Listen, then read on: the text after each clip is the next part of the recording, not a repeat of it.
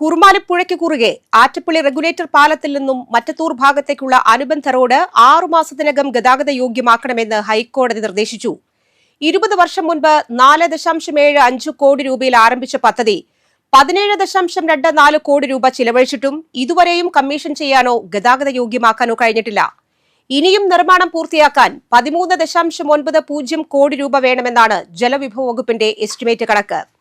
പാലം നിർമ്മിച്ച് ഗതാഗതത്തിന് തുറന്നു കൊടുക്കാത്തതിന് പിന്നാലെ മറ്റത്തൂർ ഭാഗത്തേക്കുള്ള അനുബന്ധ റോഡിൽ വലിയ ഗർത്തം രൂപപ്പെടുകയായിരുന്നു. ഇത്രയും തുകയും 4 സർക്കാർ കാലഘട്ടവും ചെലവഴിച്ചിട്ടും ഗതാഗതം പോലും സാധ്യമായിട്ടില്ല. വാഹന സഞ്ചാരം സാധ്യമാക്കണമെന്നാവശ്യപ്പെട്ട് Attappalli regulator cum bridge committee secretary Joseph Chethalan നടത്തിയ പൊതു താൽപര്യ ഹർജിയിലാണ് ഇപ്പോൾ ഹൈക്കോടതിയുടെ ഉത്തരവ്. അനുബന്ധ റോഡ് നിർമ്മാണത്തിന് മാത്രമായി വകുപ്പ് തയ്യാറാക്കിയ തുകയ്ക്ക് ആരും കരാറെടുക്കാൻ തയ്യാറായില്ല. 20% അധിക തുകയ്ക്ക് കരാറെടുക്കാൻ തയ്യാറായ കമ്പനിക്ക് കരാർ നൽകി 6 മാസത്തിനുള്ളിൽ നിർമ്മാണം പൂർത്തിയാക്കി ഗതാഗതം സാധ്യമാക്കണമെന്നാണ് chief justice Soumen Sen, justice V S Shyamkumar എന്നിവരടങ്ങിയ ബെഞ്ച് കഴിഞ്ഞ 23-ന് ഉത്തരവിട്ടിരിക്കുന്നത്. പരാതിക്കാരനായി സീനിയർ അഭിഭാഷകൻ രഞ്ജിത്ത് തമ്പാനാണ് ഹർജി സമർപ്പിച്ചത്.